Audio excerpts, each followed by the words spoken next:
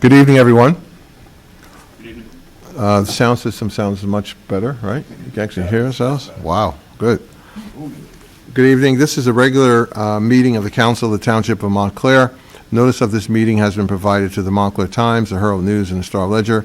Notice has also been posted on the bulletin board in the municipal building. Roll call, please. Mayor Jackson. Present. Councilor Benoit. Present. Councilor Schrader. Here. Councilor Stoll. Okay, just like him.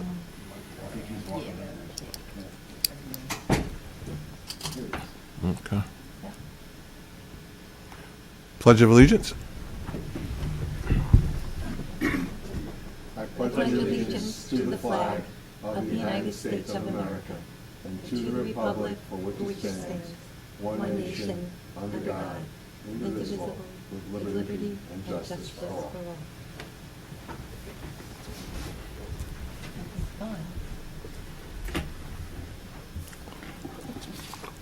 Thank you. I'd like to open up the meeting for public comment. Will council be happy to hear from individuals this evening on any matter regarding township business? Just give us your name when you come up, and we'll be happy to hear from you. Anybody interested in public comment? Yes, sir. Yes, sir.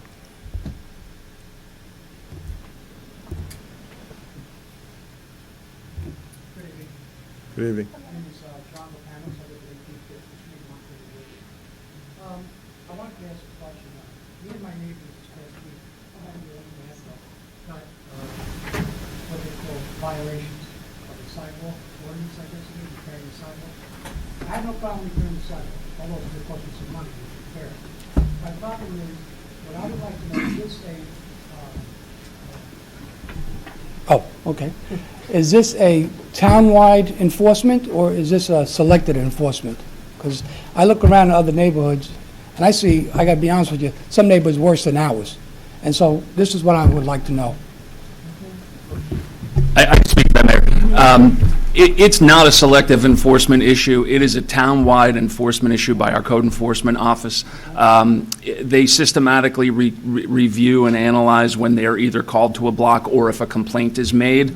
And what I would suggest is they take pains to work with residents with respect to the amelioration of the issue. So make sure you call the office, and the number is listed on your notice of violation. Yeah, I've called them. Okay, so then you know. But are you saying that there's only attention provided if someone makes a complaint? Either that, or if they're on scene and they analyze a sidewalk and see that it's lifted or cracked and needs repair. So in other words, if no street or neighborhood gets a complaint, they never get their sidewalks fixed? No, because the code enforcement officers could be there and could be analyzing other things and therefore view the sidewalk. Well, we're having our block repaved, and I guess that's why they're there. But it seems to me that if you're going to enforce it, it should be enforced, town-wide. That they should be looking at every block. Because there's some, honestly, I don't want to pick blocks, but there are some blocks where the cements are raised almost vertical. And I can assure you that at some point in the future, the code enforcement officers will get there. Okay. And the only other comment I had is all of the remediation is due to these town trees. I mean, they break the bluestones, and I understand the ordinance. I do understand it. It just seems to me like maybe I should have the trees taken out so it doesn't happen again. I mean, that would solve the problem, although I love trees. That's the issue. But, I just hope it's just not a selective enforcement. I mean, that's all I'm asking for. Okay. Thank you very much. Thank you, sir. Thank you. Mr. Delgaudio.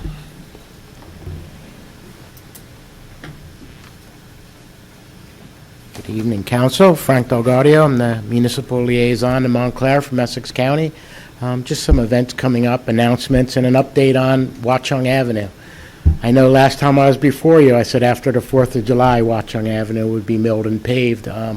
Unfortunately, with the copious rain in July, it's been pushed back. I was assured the next 2 weeks, with other variables in place that may come into play, the milling will start. So the paving and milling, and unfortunately, during the beginning of school, I know, Mayor, you were concerned about that. So that's unfortunate. But the entire length of Watchung, all the way to Passaic in Bloomfield, the entire 3 miles of Watchung will be resurfaced. So we look forward to that. There's some other events coming up in September. September's around the corner. Every year, the county executive remembers September 11th, and the ceremony will be held up at Eagle Rock at 8 a.m.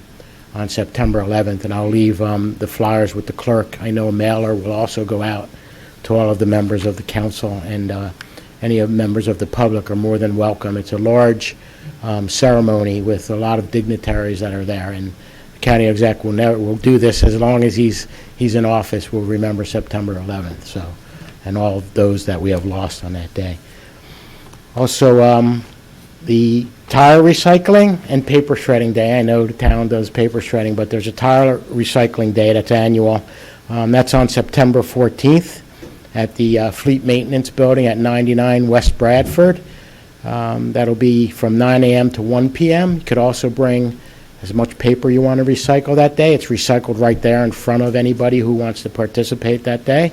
And also tires, if you have some hanging out somewhere, I don't know, but they're hard to get rid of. So on this event, it'll also be taking those used tires. Then also the big event in September is the Senior Wellness Day, and that is on September 24th.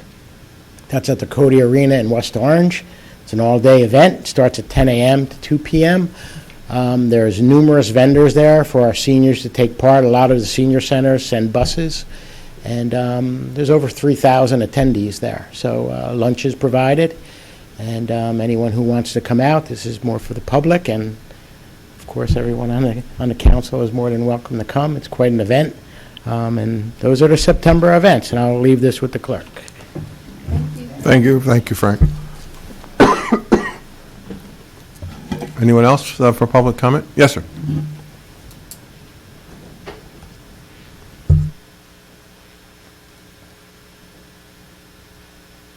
Good evening. My name is Henry Agins. I was born in Montclair many years ago at Mountainside Hospital. I own a home at 86 Eagle Rock Way in Montclair since 1985.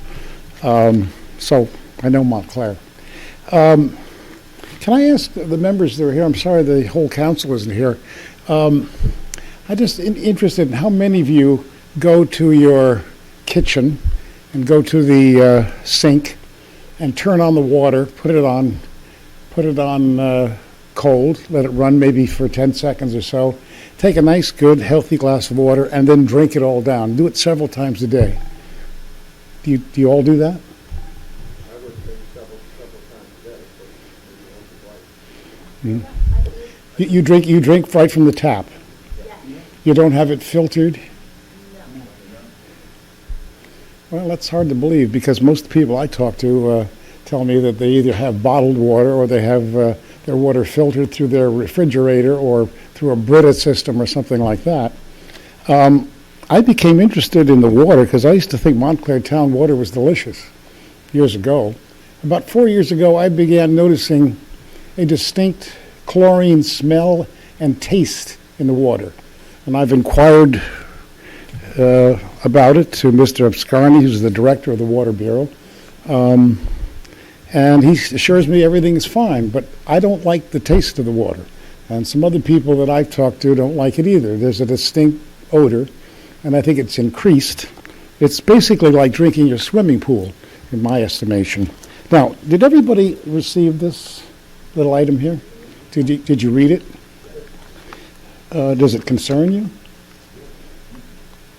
Well, basically, this is distributed by the Montclair Water Bureau, and it's basically something that was written by the North Jersey District Water Supply Commission, and it basically admits that they made a mistake, let's put it that way. It says North Jersey District Water Supply Commission did not meet treatment requirements. Our water system recently violated a drinking water requirement, although this was not an emergency, so they say. As our customers, you have a right to know what happened, what you should do, and what we did to correct the situation. We routinely monitor your water for turbidity, which they refer to as cloudiness, although it can be other things as well.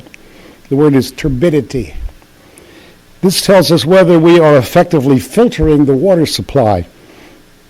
Our water system did not comply did not comply with the filtration requirements. Specifically, our turbidity exceeded 1, and this is nephometric turbidity units, better known as NTU, in representative examples of the combined filter element in the water.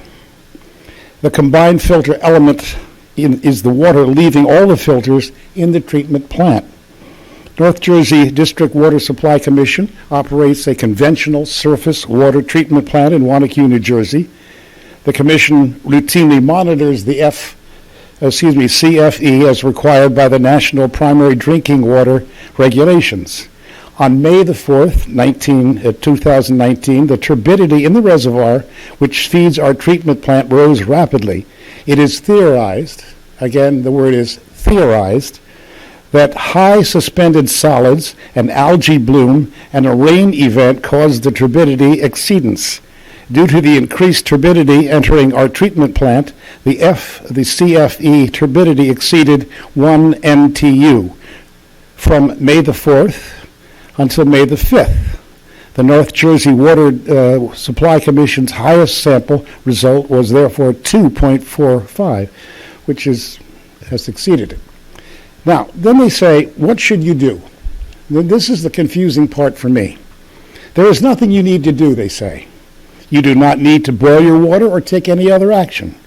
We do not know of any contamination. Again, we do not know of any contamination, and none of our testing has shown disease-causing organisms in the drinking water. Next paragraph. If you have a severely compromised immune system, have an infant, are pregnant, or are elderly, you may be at increased risk and should seek advice from your health care providers about drinking this water. General guidelines on ways to lessen the risk of infection by microbes are available from the EPA Safe Drinking Water Hotline. So in one paragraph they say one thing, everything is fine, you don't need to do anything, and then they say, well, there could be some problem here. This is not an emergency, they say. If it had been, you would have been notified. Turbidity has no health effects, they say. However, turbidity can interfere with disinfection and provide a medium for microbial growth. Turbidity may indicate the presence of disease-causing organisms. These organisms include bacteria, viruses, and parasites that can cause symptoms such as nausea, cramps, diarrhea, and associated headaches. These symptoms are not caused only by organisms in drinking water. If you experience any of these symptoms and they persist, you may want to seek medical advice. Then they say what was done. The commission immediately adjusted the treatment process to correct the problem and increased the chlorine dosage to provide additional disinfection. These adjustments may cause taste and odor issues. Additionally, samples were collected throughout the distribution system for bacteria and chlorine residuals. All bacteria results were negative, and chlorine residuals were at accepted levels. Therefore, the Commission has no reason to believe that there is an immediate risk to the public health and are closely monitoring the situation. The turbidity in the reservoir has returned to normal, and the CFE turbidity has returned to below 1 NTU as required. Now, I'm disturbed by this because I still notice an increased amount of chlorine taste and smell. You turn on the water in my kitchen, or even upstairs in one of the bathrooms, and if you're washing clothes downstairs using cold water, you can smell it right away. Anybody else experienced any of this, or everybody's going to shake their head no? Yeah, well, I'm surprised at that because some other people I've talked to have noticed it as well. And I am worried about it, especially with hearing all these problems that they're having down in Newark. Now, admittedly, what's going on in Newark has something to do with high lead content in the water, correct? In the pipes, yes. Okay. And as I recall, they've given out a purifier, which didn't work. And then they were issuing bottled water, and that bottled water had exceeded its expiration date. But that's their problem. But I'm no scientist, but I am concerned with the quality of the water. We care about the air, we care about plastic bags and all kinds of other things. Well, this is called drinking water, and I don't think it's acceptable. Mr. Stafford, do you want to comment, or I have a comment? I really don't have much to say, other than I read what you read from tonight, both when the event occurred, as it was transmitted to the township and its officials by both North Jersey and the state, the state's DEP. And I went over the matter thoroughly with Mr. Obzarni. Mr. Scantlebury was certainly involved. And we were, after communicating through Mr. Obzarni with North Jersey, satisfied that they took the action that was necessary and appropriate to ensure safe drinking water. They attribute it to possibly, very likely, if you will, the rain event, the heavy rain. And Well, they're mentioning algae growth. as the result of a heavy rain event. Well, And combined with very high high temperatures. suspended solids and a rain event. It didn't say the rain event caused all that. No, but what I'm saying is I believe that was a substantial factor. So, again, what I was saying is we were thoroughly satisfied in the actions that both North Jersey took and the state's DEP took to protect us.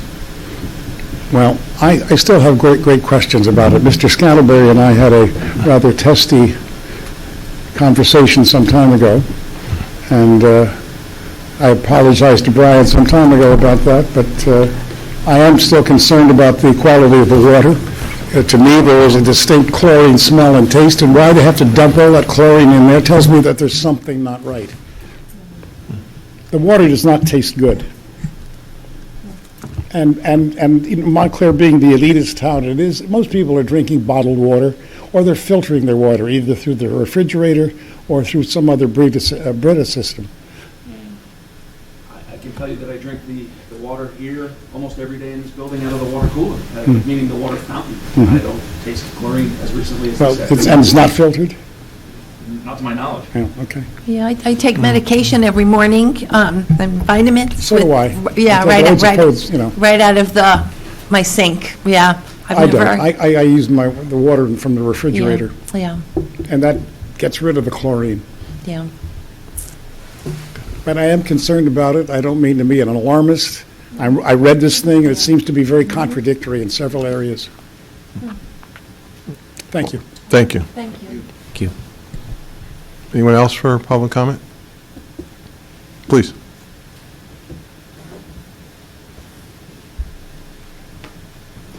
Good evening. evening. My name is Ted Lestrange. I'm not a resident of Montclair. My address is 43 Prospect Hill Road, Cuddybuckville. That's upstate New York.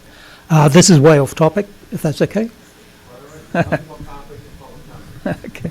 Well, I've entitled this Genocide by Scalpel, because that's the title given by one of the investigators into forced organ harvesting in China. Their updated research concludes China's hospitals transplant between 60,000 and 100,000 vital human body organs each year. But China has no real organ donation program. Here in the US, with the most sophisticated organ transplant system in the world, a patient can wait 2 to 3 years just for a matching organ to become available. In China, the waiting time is measured in weeks. An organ transplant tourist to China, including one from Montclair, can arrange a specific date for their operation. But that effectively means that someone will be dispatched on their behalf on that date. It's a cultural taboo to donate one's organs after death in China. So what's the source of all these organs? Translation of these facts equates to tens of thousands of prisoners of conscience each year being killed for their organs. Most of these prisoners of conscience are Falun Gong practitioners, but also Tibetans, Uyghurs, and House Christians. They're routinely blood tested and their organs examined while held in China's forced labor camps, detention centers, and black jails. I have a quote. On June 13th, 2016, the U.S. House of Representatives unanimously passed Resolution 343, which in its summary section, quote, condemns the practice of state-sanctioned forced organ harvesting in the People's Republic of China. Close quote. The European Parliament has also passed similar resolutions. This has been happening for over 20 years. There's still a deathly silence on this issue. And that's why I come before you, the elected and respected representatives of the community, to echo the heavy burden of this genocide as acknowledged by the House. China has total control of its own media and way beyond that. So it comes down to word of mouth to divulge what's happening. Many dedicated researchers have gathered an enormous amount of data from current and archived hospital websites, local media reports, telephone surveys, medical journals, and other evidence for the over 1,000 hospitals in China that have performed these organ transplants.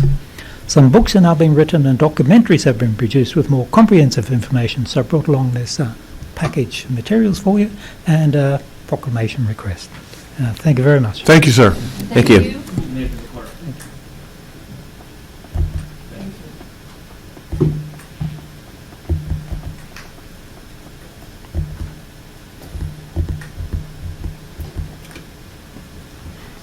Good evening, Assemblyman. Good to see you.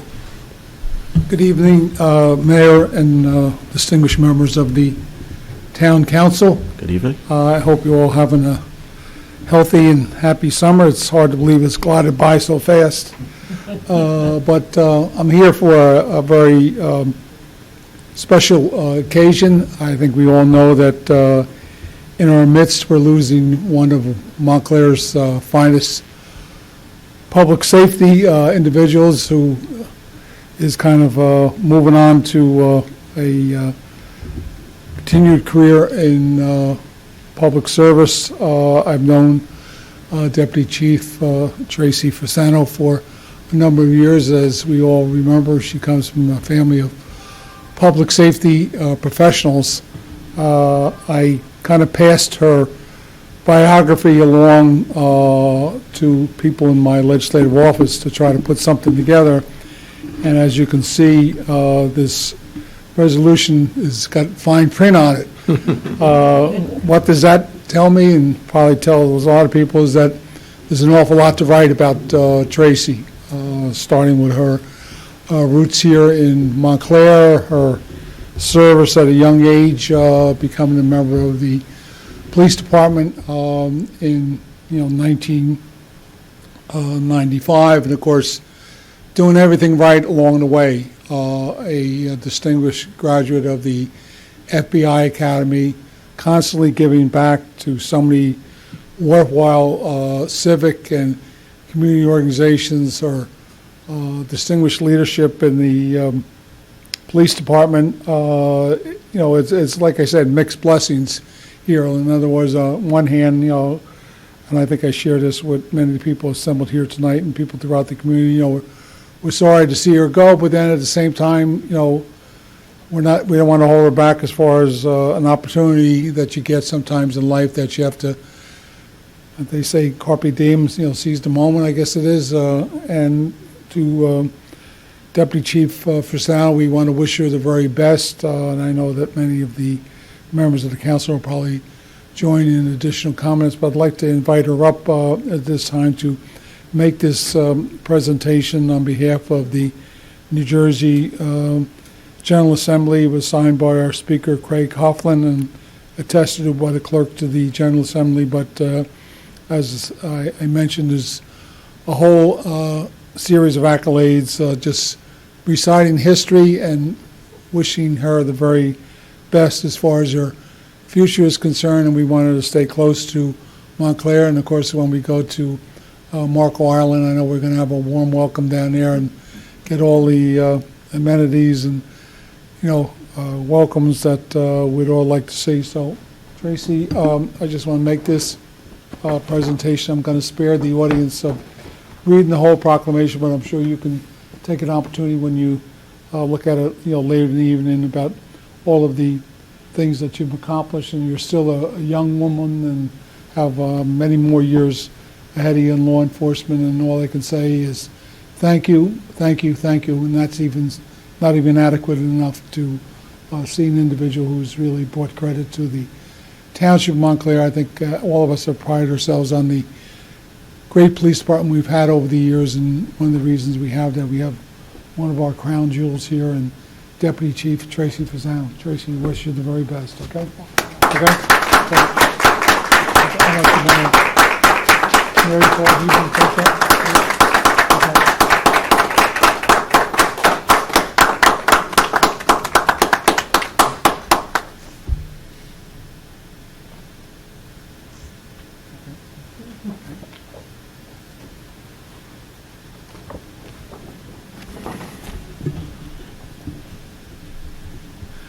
And by the way, I do drink water a couple times a day, so. Oh. I never heard from the doctor that water would kill you. Maybe other things would. A lot of other things, right? Huh? Deputy Chief, love to hear from you. Okay. Well, thank you, Assemblyman Giblin. I really appreciate you taking the opportunity to bestow this honor on me. It truly is a blessing. I want to thank all of you, town and mayor and council, manager. I'm getting a little emotional.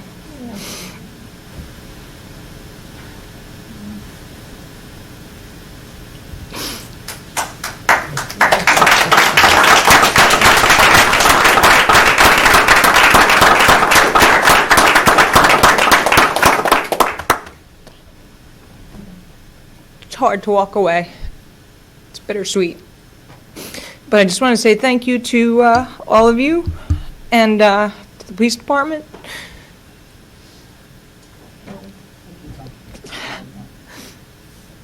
Can't believe I'm this emotional. Just makes you understand how much you all mean to me.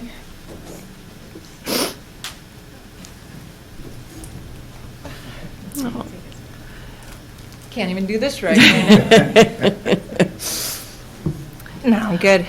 So I just want to say thank you to everybody, to the chief, I know is unable to be here tonight, to the police department, to my family, and to all of you, and to the community who born and raised here. So I'll be a Mountie forever. Amen.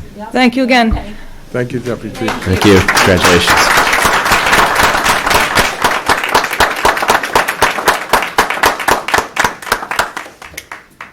Council comments? Well, I'll start, excuse me, I'll start off, Deputy Chief, by saying it's been an honor to work with you and to know you, to watch your meteoric rise through the ranks of the Montclair Police Department has been amazing. We're very honored that you're going to be going down to Florida and representing us while you're down there. It's very special, and we try to get beyond certain, tags today. But I think, particularly as a female, what you've been able to do in a male-dominated industry has been amazing.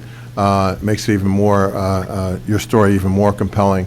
And we had the pleasure of Bill and Councilman Herlock and Councilman Herlock and Councilman McMahon and I had the privilege of traveling with you to Italy and to our sister city. Had a great experience there. You've only brought honor and dignity to our police department and always represented us so well. We're very sad to see you go, but it's a great opportunity for you. Again, no one can argue, you taking this step, and I'm sure you're going to do a fantastic job. We'll always be here to support you in whatever way we can, and looking for you to have a great experience. Thank you so much to you, but not only to you, to your family, because your family allowed you to spend the time that you did and to dedicate all the different leadership activities and also some of the community work as well. We appreciate your family for giving you to us for all this time. So God bless you and thank you for all you've done.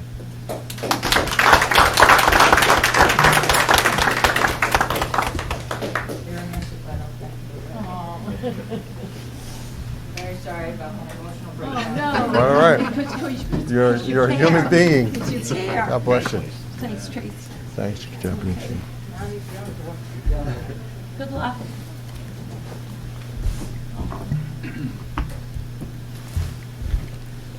Okay. I just want to note, too, that we do have 3 people on a very unusual event. I think this is the first time for us.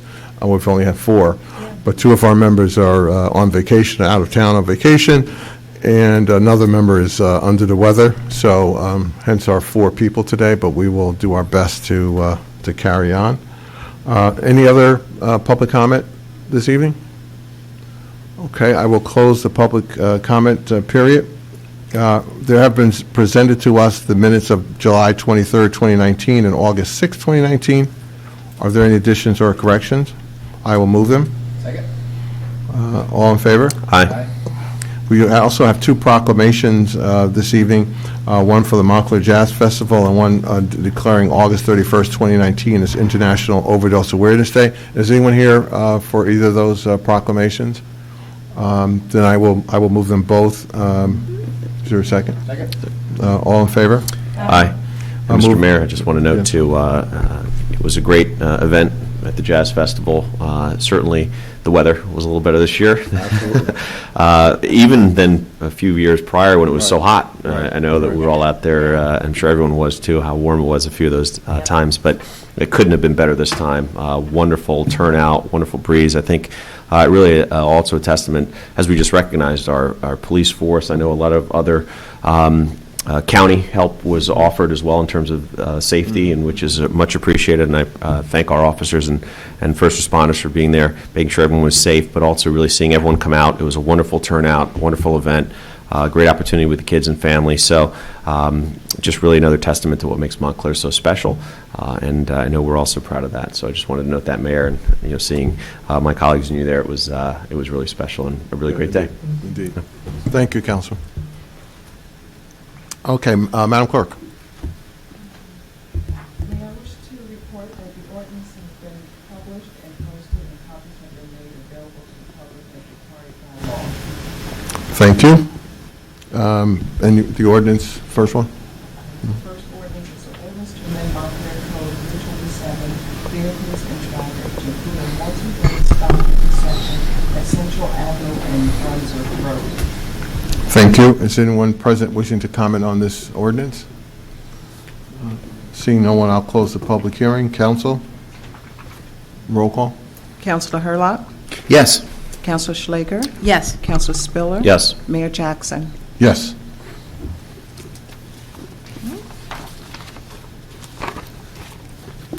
The next ordinance is an ordinance amending Montclair Code Chapter 65, Affordable Housing.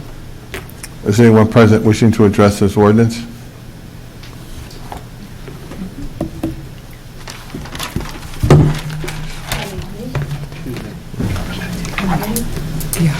There we go. My name is Deirdre Malloy. I am a resident of Montclair and also a member of the Montclair Housing Commission. Good evening, Mayor and council members. Good evening. I just want to, again, thank the township, the mayor, and the council for working on this ordinance and the amendment. I also want to thank the other municipal bodies for working on supporting the amendments as well. And I'd like to make a suggestion and ask a question if it's appropriate. Item G on the amended ordinance says that the cost of advertising and affirmative marketing of the affordable units shall be the responsibility of the developer, sponsor, or owner unless otherwise determined or agreed to by Montclair. In most cases for private development, it is the sole responsibility of the developer to do their own advertising and or foot the bill for that. I know that in some cases where there are NEP funds and other grants available, sometimes municipalities support the expense of that.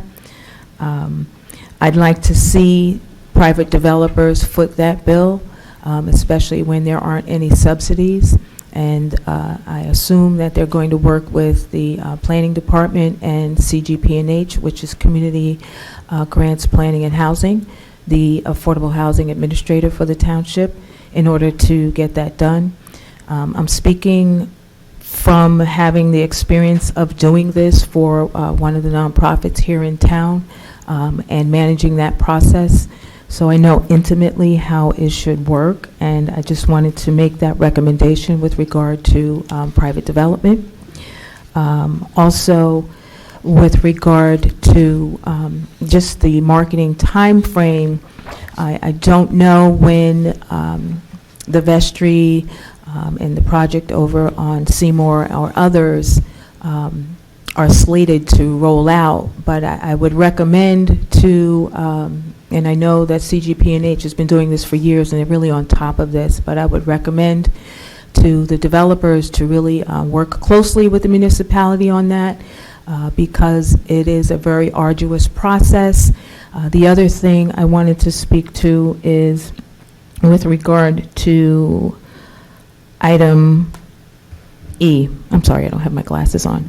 As it relates to the township providing a list of counseling services to low and moderate income applicants on subjects such as budgeting, credit issues, mortgage qualification, rental lease requirements, and landlord-tenant law. I am aware that there is one agency locally that does that. However, I'd like to recommend and state that that process has a lot of compliance requirements, and I'd like to just make an announcement to anyone who's going to be in that process, as well as to CGP&H and to the developer, that they follow the process appropriately, especially as it relates to the affordable units when it comes to the annual recertification. When there is no subsidy, there is less compliance requirements that need to be met as it relates to COA or affordable housing, UHAC. However, that becomes problematic when people don't keep proper records. So I just want to make that announcement for those who may be involved in this process. The other thing I wanted to say is to the general public, when this process opens up, it is a first-come, first-served situation typically, and folks need to pay attention to their mail because they will likely get a letter in the mail and or an email based off of how the Affordable Housing Administrator communicates, probably both. And the public really needs to know you will self-eliminate yourself, meaning you will be disqualified if you do not respond in a timely manner. So I say that publicly so that in the event there will be an issue that someone will say, well, you know, I didn't know or what have you. I just want to state to the public that, you know, notification will go out to those who are on the list. And it's my personal and professional recommendation that people just really pay attention and follow whatever requirements they're supposed to do. Otherwise, likely they will self-eliminate, meaning they didn't do something they were supposed to do, which means they didn't meet a timeline, and they will be probably removed from a list, or they didn't have their financial information together, or their household documents, or perhaps a credit situation, and or you know, lease requirements. So that's all I wanted to say. Thank you so much. Thank you. You're welcome. Anyone else to comment on this ordinance? Council? Mr. Mayor? Yes, sir. I'll just say, I know this is one that I know we were all very proud of for a number of years now. We've all been talking about the fact that, due to the fact that Montclair, we've all been very aggressive in making sure we meet our affordable housing requirements. It has afforded us the opportunity to really put forward something that focuses and really helps Montclair residents. And I think that is, again, a great thing that I know we've been working on for some time. This council has been having conversations about it. But once again, we've been able to implement this, something that hasn't happened before. And I think it's a unique situation and another example of us leading the way on issues that are at the forefront for our residents here in town. So, Absolutely right. Thank you, Councilman. Absolutely right. Madam Clerk? Councilor Hurlock? Yes. Councilor Schlager? Yes. Councilor Spiller? yes. Mayor Jackson? Yes. New business ordinances. C is an ordinance to amend Section 202 of the Land Use Code of the Township to establish additional submission requirements for development applications, and I so move. Second. Discussion? Roll call? Councilor Hurlock? Yes. Councilor Schlager? Yes. Councilor Spiller? Yes. Mayor Jackson? Yes. D is an ordinance to amend Section 347 zoning of the Code of the Township of Montclair, and I so move. Second. Discussion? Roll call? Councilor Hurlock? Yes. Counselor Schlager? Yes. Counselor Spiller? Yes. Mayor Jackson? Yes. E is a ordinance, a fully funded capital ordinance for the Montclair Sewer Utility, providing for acquisition of a flusher truck and refurbishing of a sewer slip lining to remove infiltration, and I so move. Second.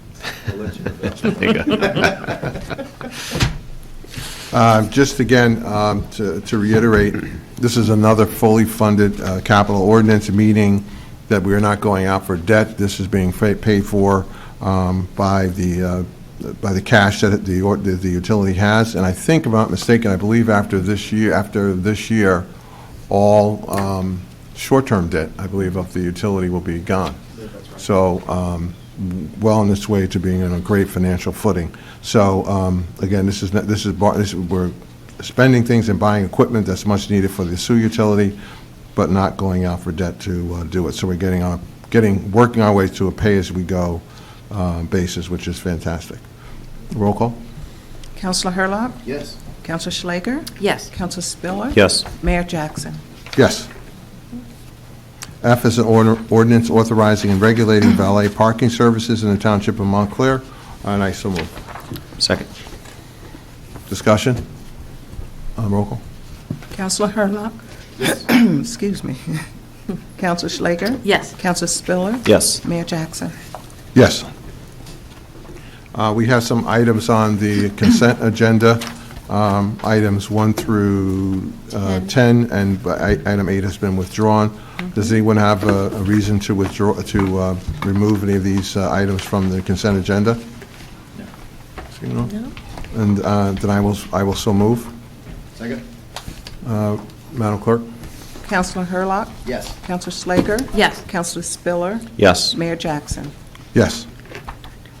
Item 11 is a resolution authorizing the execution of a professional service agreement with H2M Associates, LLC, for professional services in connection with an offsite groundwater investigation and remedial action work plan for 399 Orange Road, and I so move.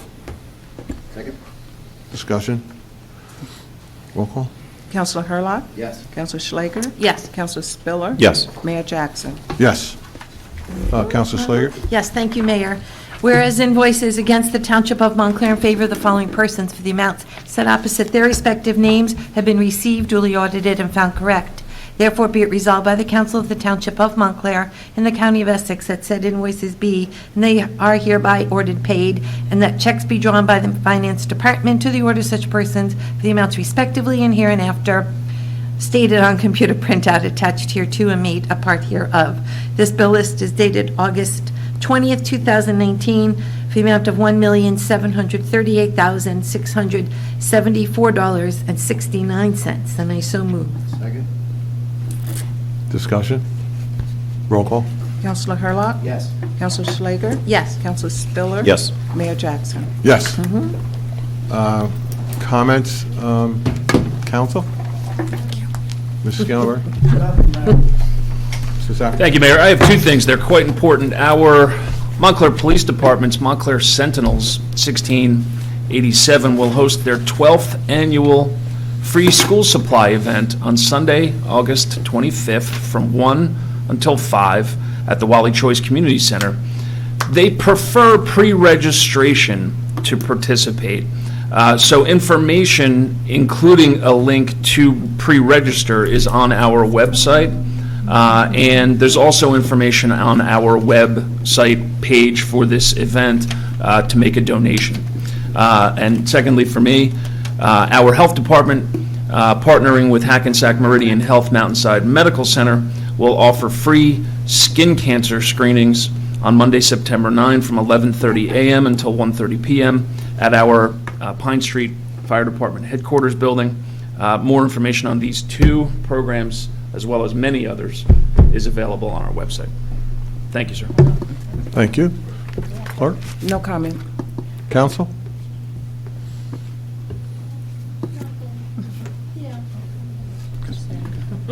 I'll be brief, Mr. Mayor, since it is late in the evening. First off, I had the privilege of attending one of the recent swearing-ins for some of our police officers who just started to joined the force, and it's always a moving experience for me, as I know it is for many of my colleagues when that occurs, because we are very fortunate here in Montclair that we have an incredible police, fire, EMT, ambulance, first responders, and I thank them all some of you may have heard this in the past, and if you have, I'm sorry, but I'm going to repeat myself anyway. As a child of a police officer who served for 28 years, it's much appreciated, particularly with the family members who allow these individuals to give so much of their time to the community and to Montclair, and we're very grateful for their service, especially nowadays. It's not as easy as it may have been perceived to have been once upon a time, but I'm certainly grateful for their services. I know my colleagues are as well. And then on a more lighter note, we had, many of us attended the hotel opening the other day, and what a splendid facility. I mean, it's really something, it's great. We didn't have a hotel for I don't know how many years, and now we have two. And thank goodness we do, because we needed them, and I'm looking forward to many events being held there, and, maybe even frequenting some of the rooftop bar at some point, but great event, and we welcome, obviously. The soda's really cheap. The opening was a real treat, and thank you, Mr. Mayor. Thank you, sir. Piggybacking on your accolades to the police department and our first responders, the fire department, our National Night Out was wonderful. It was really well attended. It was really a great evening. But I also want to thank all the vendors that came. So many people were there giving out, so many of our stores and restaurants were giving out free ice cream and drinks and waters, and the banks were there giving out pens, and it was really great to see a terrific community event. It certainly has grown, and I was really happy to attend it. I think that's it, but thank you. Thank you, Mr. Mayor. I as you noted before, Mayor, so eloquently, I also want to really congratulate our deputy chief. I think we all saw how emotional sometimes these things are, but much like both of you just said, I think she's a real testament to really what is happening here in terms of what our police department has been doing, what our public servants have been doing for quite some time, which is really being on the forefront of a lot of issues and making sure that we treat our residents with respect, making sure we keep them safe, and I think that is all of our primary goals, and then from there, everything else flows. So I want to wish her well and certainly thank her for her service. Also want to note that upcoming, just an event on September 7th is Sophia's Walk that they have. I believe that starts around 9 o'clock. It's the September 7th. September 7th? Nope, September 7th at 9 a.m. And again, that's at, I believe, Glenfield Park, usually where that is. So, but, everyone can go online and check where that is. But I just wanted to bring that to everyone's attention. It's always an important event to attend if possible. So with that, Mayor, thank you. Thank you. Why don't you a little bit on my favorite topic, which is paving roads. As Mr. Del Gaudio noted, we had hoped to get Watchung Avenue done a lot quicker than it will be done, but it will be done. And I ask our residents to be patient, because it's not an easy task to get that major road done, but it is desperately in need of being milled and paved. So that will occur. The other thing too is I wanted to note there are a number of our town roads that are in a milled state right now. And I've gotten a couple of questions about, the gap between the time the road is milled and the time that it's paved. And the reason that's done is so that it gives the road essentially an opportunity to settle, because what happens is the milling is such a violent action that sometimes we'll get pipes that break, gas pipes or water mains or water lines that will break as a result of that shaking activity. So what they do is they mill it and they let it sit for a few 2 or 3 days to allow that to happen, see if anything happens, and you can repair it, so you don't immediately pave a road, a water line breaks, and now you're digging up a newly paved road. So that's that gap period. But there are a bunch of milled roads now, which means there's going to be a bunch of new paved roads. And I think at the end of this year, we've got 83 miles of town road. And I believe since 2012, I'm going to say we were going to do about 65 or 70 of them since 2012. So that's a lot of road, curved and paved in many cases. So it makes a great difference on how our town looks, you know. It's a facelift, really, for our community, because some of these roads haven't been done for 30 or 40 years. So I'm very proud of it, and all of us all are, but some of that initial phases are a little rough, but the end product is really beautiful. Looking forward to those getting all paved by the end of the year. That's it. Anything else? Motion? All in favor? Aye. All right. Good evening.